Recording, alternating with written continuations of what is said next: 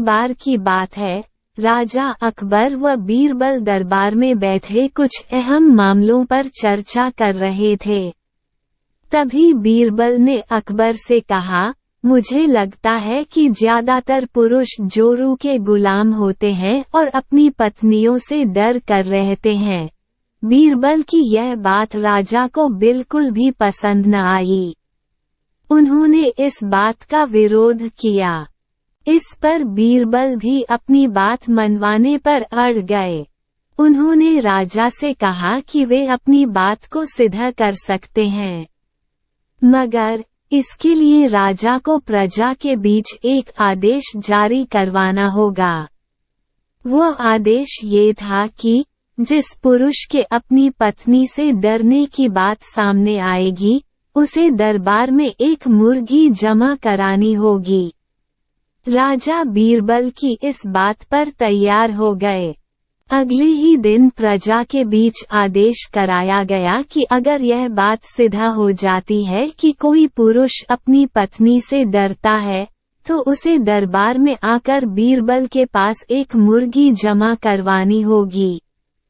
फिर क्या था, देखते ही देखते बीरबल के पास ढेरों मुर्गियां इकट्ठा हो गईं और सैकड़ों मुर्गियां महल के बगीचे में घूमने लगीं।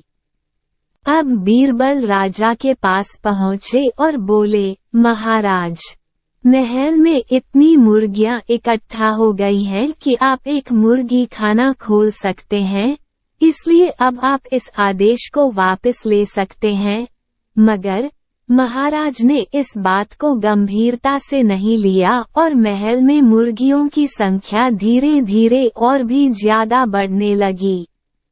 इतनी अधिक मुर्गियां महल में जमा हो जाने के बाद भी जब राजा अकबर बीरबल की बात से सहमत नहीं हुए, तो बीरबल ने अपनी बात सिद्ध करने के लिए एक नया उपाय निकाला।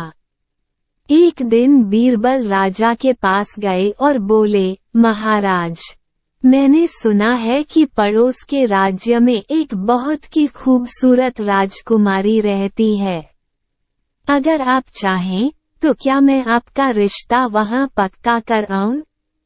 ये सुनते ही राजा चौंक उठे और बोले, बीरबल, तुम ये कैसी बातें कर रहे हो? महल में पहले से ही 2 महारानियां मौजूद हैं।